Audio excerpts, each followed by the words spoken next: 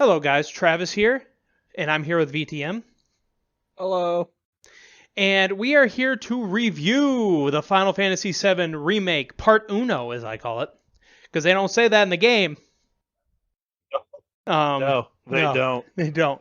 Um, the Final Fantasy VII Remake is developed and published by our boys Square Enix.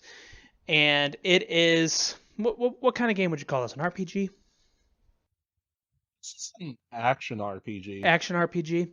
But, yeah. Yeah, And yeah. Anyway, VTM's gonna do the story on this one. we're gonna keep it simple because we don't want to spoil anyone who may or may not have played this game. Whatever, or they're in the middle of playing it. So the story is Cloud is a merc slash ex-soldier. Big, big balls on this guy. He is asked by his friend Tifa to do a job with a group called Avalanche. And come to find out, they're a terrorist group. So the job is to blow up a reactor. And that's literally where the game starts. And things go right or wrong, depending on who you ask. Mm-hmm. And the rest of the game is just them dealing with the rest of the consequences of doing terrible things, like terrible people do. And boy, did they deal with it. Oh, yeah. Oh, Spiky hair, big swords, guns everywhere. you know what Oh, this, it's you know what great. they say about big swords. Anyway, It's fun. let's jump right into the combat system of the game, the bread and butter of the game. Um, Yes, the combat system. the I'm in love with this combat system and why is that? because it's complex. It's like everything I want. Like it's button mash, but also managing, which I also kind of hate because like characters can sometimes get really stupid. It's another Kingdom Hearts situation. Mm-hmm. You can be good, but sometimes your teammates are idiots. Donald. Not in this game, though. Not No, not in this game. there. And there's no Donald, so No, don't thank worry God. about that. Don't worry about that. But so basically, how the combat works in this game is well, depending on who's in your party, you may have one person in your party, you may have three people in your party. You can interchange who you're playing as.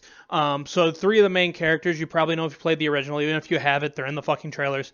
You got Cloud, Big Boy Cloud, Big Dick Cloud. You got Yep. Barrett and Tifa. Are the main three that you meet towards the beginning of the game. And what if they're in your group, you can interchange and fight as any of them. You have Barrett with his machine gun arm. The game really pushes that you switch between the characters. Because there are times where an enemy does something where Cloud or whoever gets caught or gets put to sleep, and then you can switch to another character and go from there. You can wake Cloud up or do things. It really makes you want to work together.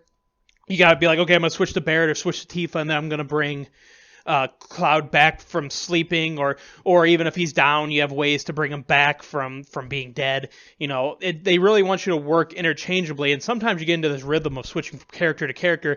Like because the enemy does have this like thing where it focuses on the character you're controlling, especially after you do a couple moves. So The character you're controlling pulls really strong aggro. yeah. So I like it. I like being able to be like, well, I'm Cloud, and then he turns to go after Cloud, and then I'm like, I'm Barrett now, bitch. And then you're just like repeatedly shooting him in the back. I love the combat. I love like there's kind of a strategy to it. Not even kind of, there is a strategy to it if you're doing it the right way. And I probably wasn't even doing it the right way compared to what other people can do. Um, but what else were you thinking on the combat system? Uh, the combat system was nice. My only complaint is that even though they were competent, I wish the AI partners would do a little bit more. And like, so they only do basic stuff when you're not controlling them. They only do basic attacks. Mm-hmm. And like there's these things called materia in the game, which you can equip to each character. Each character has a couple of slots that can be enhanced and later down the road line by upgrading and all that. And so like there's materia that you can equip that can either cast magics like fire, ice, lightning, and wind. Or you can cast like healing stuff or just like defensive stuff. Yeah. But the AI characters won't do that without your say so. Yeah, yeah. So it's kind of annoying to have to like pay attention when like a character's ready after they've gained what's called a ATB bar Yes. in the Yeah. gauge. Mhm. And so like once you have a bar, you can use materia or an item or an ability from your weapon. Mhm. And that's when the AI is kind of lacking. Cuz like it's it makes you more involved, gives you more like strategic choices on how to handle a fight. But sometimes if you're like me, you kind of get tunnel vision, so you get stuck on your one character. Like I got stuck on Cloud a lot because I like the way he fights. So I'm like tunnel visioning while the rest of my team is just basic attacking. Yeah, yeah. You do get used to one thing, but I kind of got used to Yeah. switching around a lot because Cloud, for some reason, had the tendency to just straight up die on me all the time. So Yeah. I was like, whatever. Um, but another thing that kind of intertwines with the combat system is your upgrade system, which you upgrade your individual weapons, and like individually you get points off that. I don't. Do you know what triggered how many points you got? Uh, Leveling up normally triggered getting at least 5 points, I think. Mm. And then you could get manuscripts for specific characters that would give you like 10 points for each weapon. Okay. And I think fights might give you one, depending. Yeah, and so it takes you into this upgrade system where it gives you points. You go in there. It's kind of like an orbit. It looks like different galaxy orbits. And Yeah, different. each weapon has a core, Mm-hmm. and you can upgrade each core, like Yeah. each surrounding Yeah. planet for a solo core. Yeah, so you can add more magic damage, more physical damage, more another Yeah. materia slot that we'll talk about in a second with materia, just stuff like that that you can Yeah. upgrade on that weapon to make Cloud an even bigger badass than he already is. Another thing is that I just touched on it is the materia that you can find throughout the game and that you can find Materia. throughout the game in the story. Sometimes there's little side things. They'll put a little purple thing on the map and be like, "Get there!" Like that damn maze. Um, and then like examples would be like you can get elemental materia, you can get fire materia, healing materia. That you can then with the healing material, I think a lot of us did it. You can group with the magnify materia, and then that makes the healing stronger, and I think that's what gives you the ability, whoever has that, to heal everyone at the same time.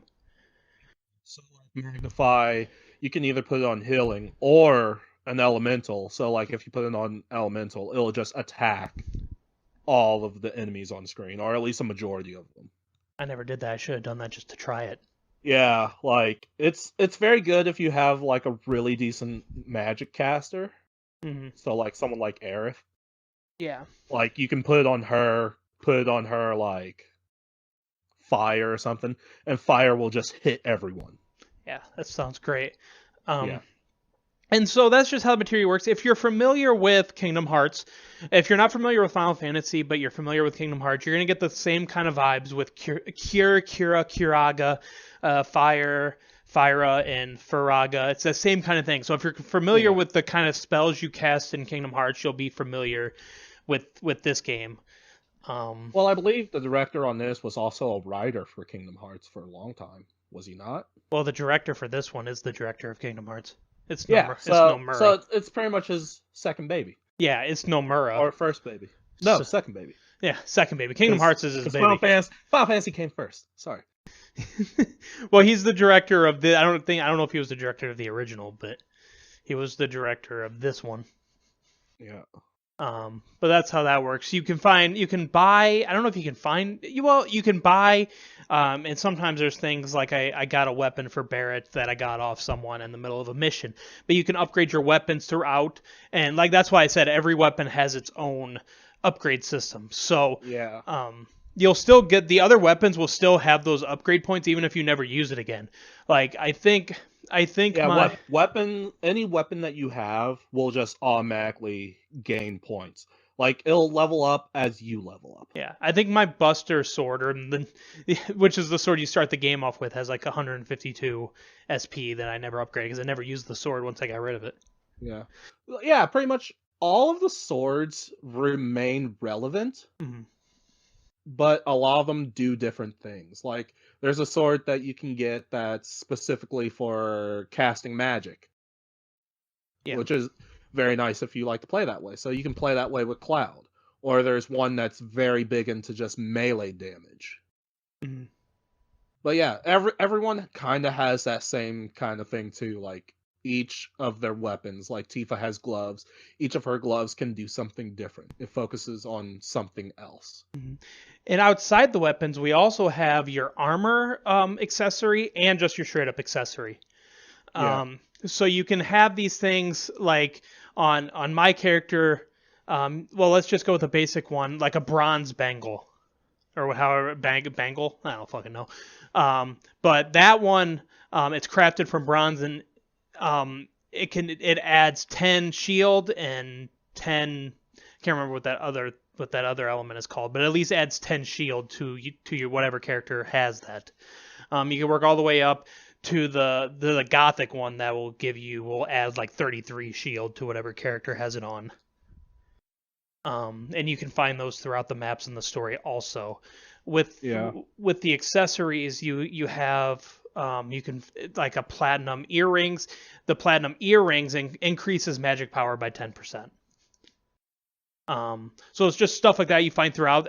All of them do different things that can help your character. Like if you have a magic user, whether it's Aerith, or if you have a sword that's more of a magic, then those earrings that adds 10% magic damage could come in handy. Accessories will like also increase the amount of materia you can equip on yourself Mm-hmm. or on a specific character. Yeah. So it's also very nice to pay attention to that. So like people who are materia heavy might want to go with like accessories that have more materia in it. It gives you more options. Gives you because like there are different kinds of materia too. Like there are also like purple ones which normally affect like the base stats of a character. So like you can get like health up or magic up Mm-hmm. like that. Yeah. And you can just equip those like you can get multiple ones of those. So you can just equip them like twice or maybe 3 times depending on which one on a single character so like their health can be higher. Yeah, yeah. Magic defense was the other element that I couldn't think of. Yeah. So it raised defense and magic defense, but yeah, it also raised your MP or whatever. I think by the time I beat the game, I had like 99 MP on Cloud. Yeah, me too. But those are that's kind of like your upgrade system that you do. We can also talk if you can talk a little bit VTM about summons. So summons are like special materia that you can only use maybe once a fight or during difficult fights once. And it's pretty much when you're getting beat up, it will give you a handicap. It will throw you the game will throw you a bone to be able to summon this awesome Pokemon. Yeah. Yep. Yep. That you can either like one is given to you through story.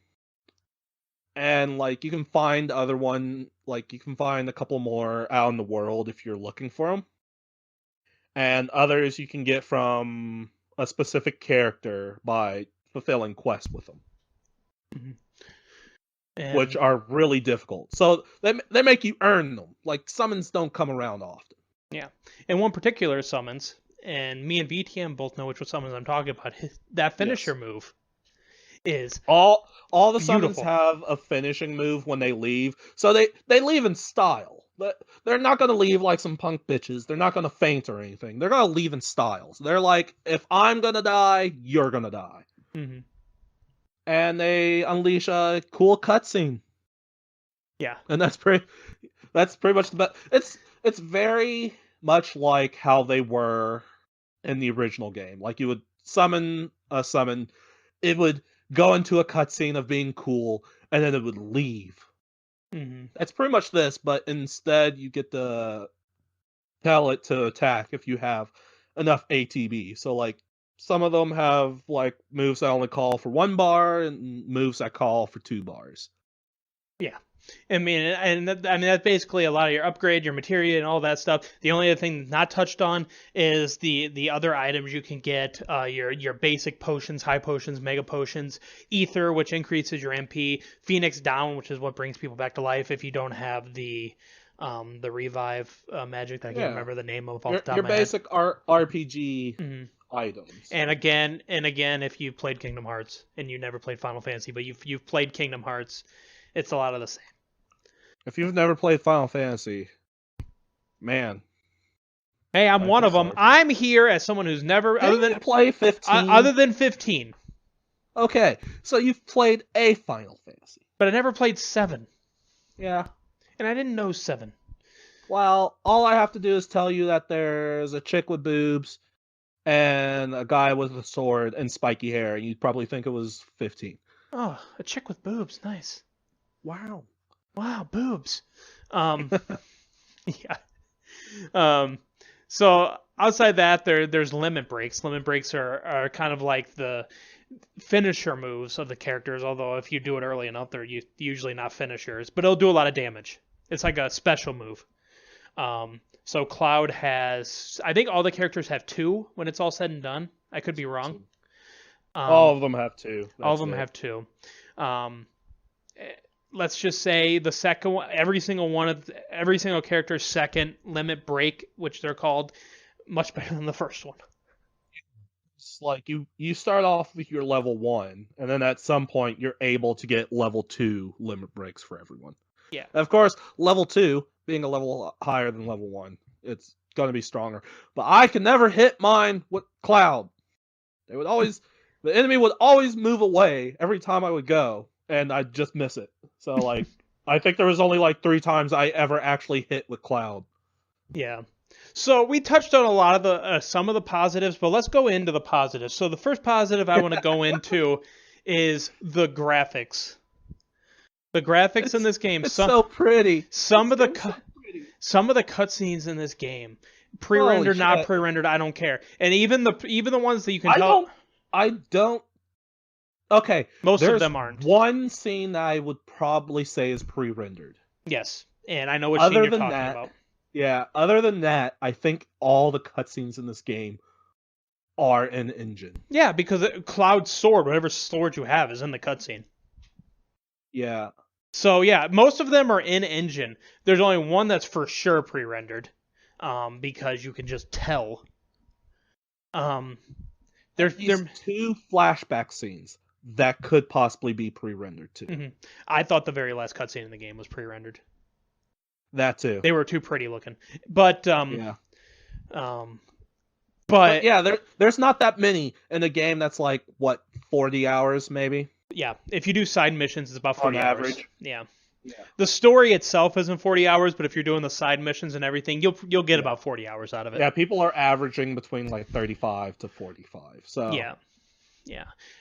It's just a beautiful game. Like there are certain cutscenes and graphics aren't everything, but when you combine it with the combat system and everything else going on, and the story of Final Fantasy VII, that, like I said, I never played, but I heard so much good about. Yeah, like it's just the fact that like you're going from things that were like just pixels, like weird shapes on screen from Final Fantasy VII back in like 97 to this. Like it looks so good.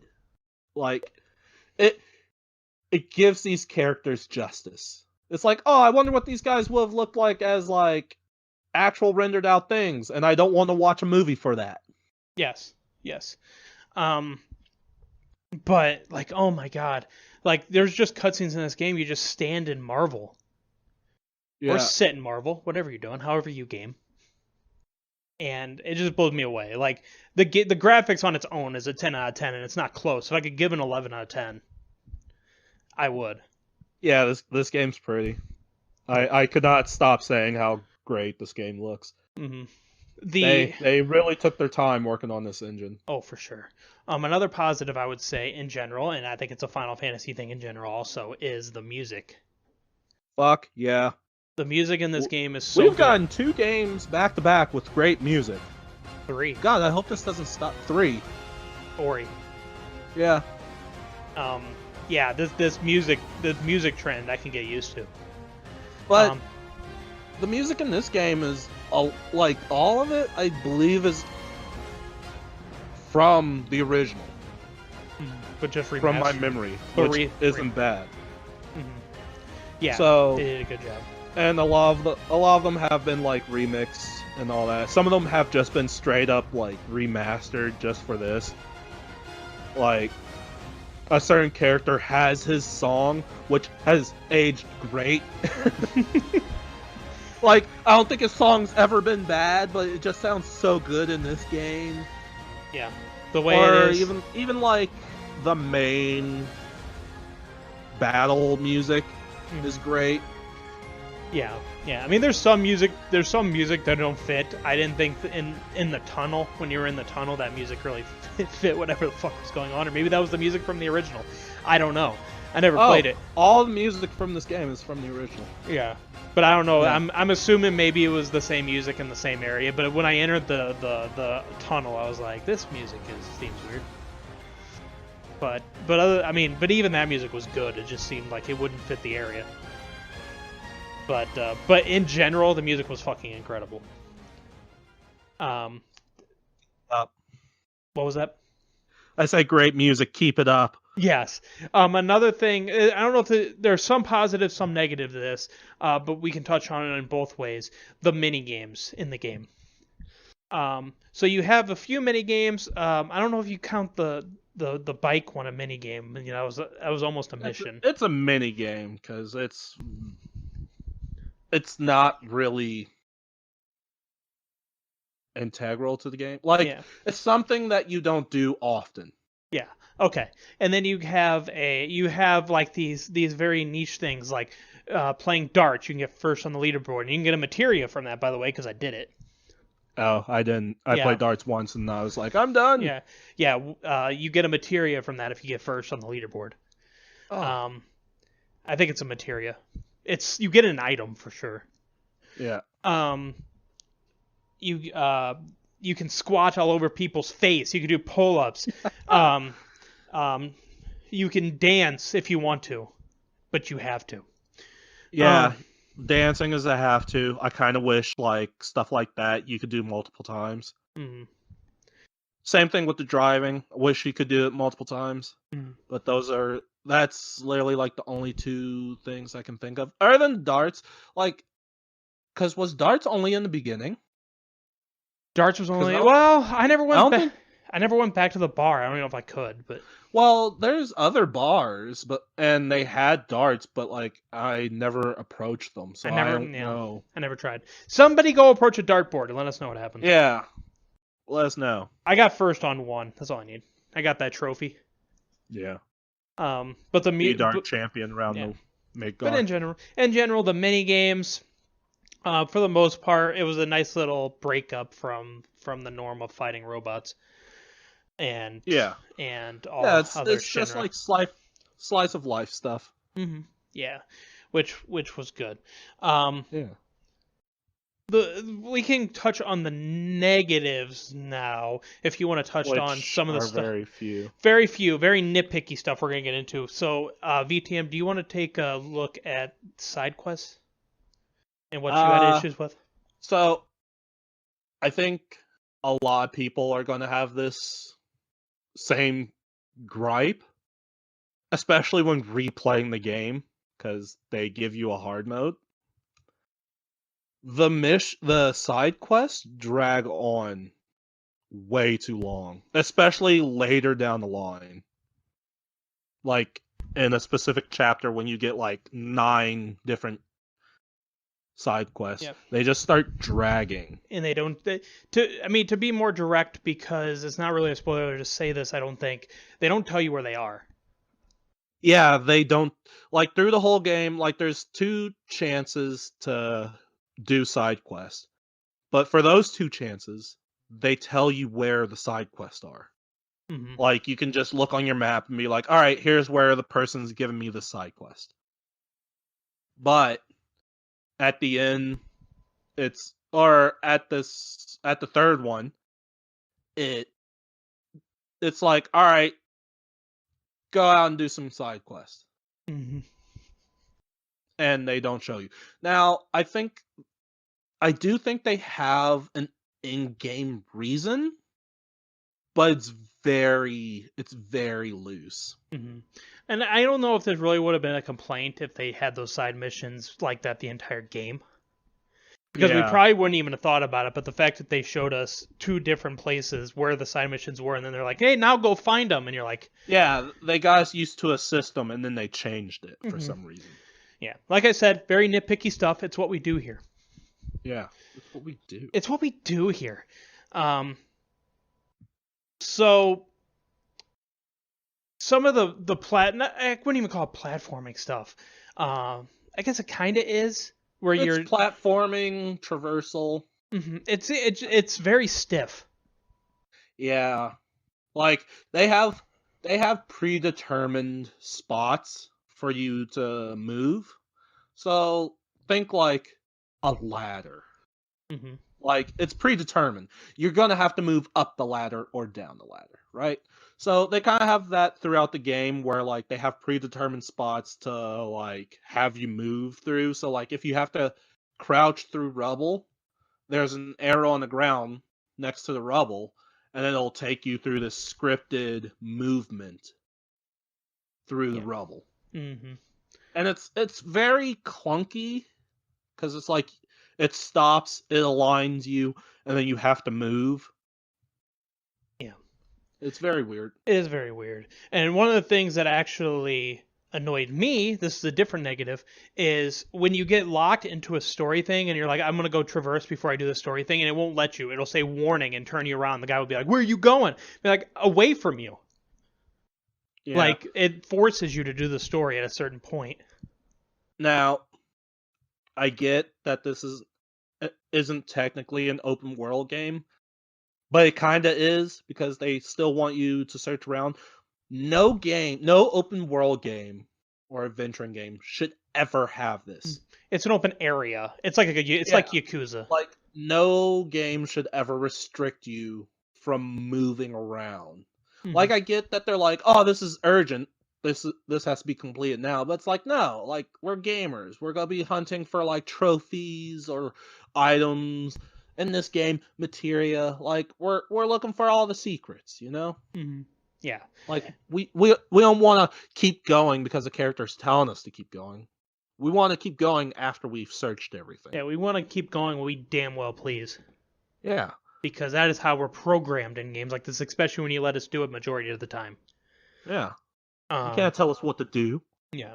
So I'm going to there's something that annoyed VTM compared to the first game. I never played the first game, so I can't have this thing. He's going to try to do it spoiler free, but it's one of the negatives he had with the game. My negative is kind of with the ending of the game, really. Mm-hmm. Because they have you do 2 fights. One of them breaks the story for me. And I've had conversations with a couple of people, and none of us can agree really on, like, the explanation for one of the fights. Mm-hmm. And I feel like it's very important that they shouldn't have had that fight. Like, they just shouldn't have had it to keep the story making sense. And then the second fight, I just think thematically they shouldn't have had. Mm-hmm. Yeah. But yeah, like, that was kind of a big nitpick for me, because it's like, these fights weren't in the original anyways. Mm-hmm. It's just something they changed. See, I get this feeling, and I've talked to VTM about this offline, that this is more, and I know a retelling or a reimagining and a remake is basically the same thing, but they're reimagining the game. Well, and yeah, like, the director, he years ago said that if they were to ever do like a remake or an HD remaster or whatever, he would want to add things. Like that would be the only way they would do this. Mm-hmm. He would add things, and that's exactly what he's doing. He's doing what he wants, plain and simple. Yeah. And we can't fault him for that. Like, I don't hate the stuff they've added. I just don't like how they ended the game. Yeah. And at least one fight where it breaks the story for me. Because the story was nice and tight, like it was written good, and then they had this fight. Mm-hmm. And it just, I don't know, it kind of threw me off. Yeah, and see, as somebody who never played the original game or don't know anything about the original game, I wasn't bothered by that because I wasn't wired to be bothered by that. Yeah. Other people, that's why it's VTMs. That's why I want VTM to explain it. Yeah, like I'm not bothered by it because I played the original. I'm just bothered by it because, like, in the terms of story, like at least with the one fight, the second fight, I'm bothered by it because, like, in terms of like the game, it probably shouldn't have happened. Mm-hmm. At least in my head, because thematically it would have been better if like things played out the way they kind of do in the original. And that's yeah, one man's opinion. Yeah, that's my opinion. That's one man's opinion. Like I said, I don't really have an opinion on it because as somebody who didn't play the original, I can't compare them. And if you like again, the last fight, I fucking love. I love it.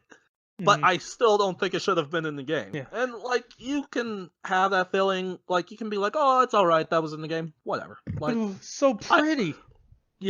It's pretty. I just think that in my mind, thematically, if I was like a director or something like that, writing a story, I wouldn't have done it. Yeah. I don't know. I would have saved it. You would have saved it, but yes. Yeah. So on to final scores, VTM. Oh, I would give this game a 9, easy. Easy 9. I was teetering on the edge of like 8 maybe, but then I thought about it. It's like, my nitpicks are just small nitpicks. Whatever, doesn't ruin the game. Yeah. Yep, 9 out of 10 for VTM. It only sucks that we have to wait for the next one. Yeah, but it'll be on the next gen consoles and on PC, so it's almost worth the wait in that sense. Final Fantasy VII Part 2. Oh my god, we're like reliving Final Fantasy X. Yeah. So with for me, graphically, it may be. I haven't really done my research on it. It may be the best graphical game I've ever played. I could be wrong. This game is very beautiful. Yes. Graphically, it may be the greatest graphical game I've ever played, especially with some of these cutscenes. They just look real. Combat system, really damn good.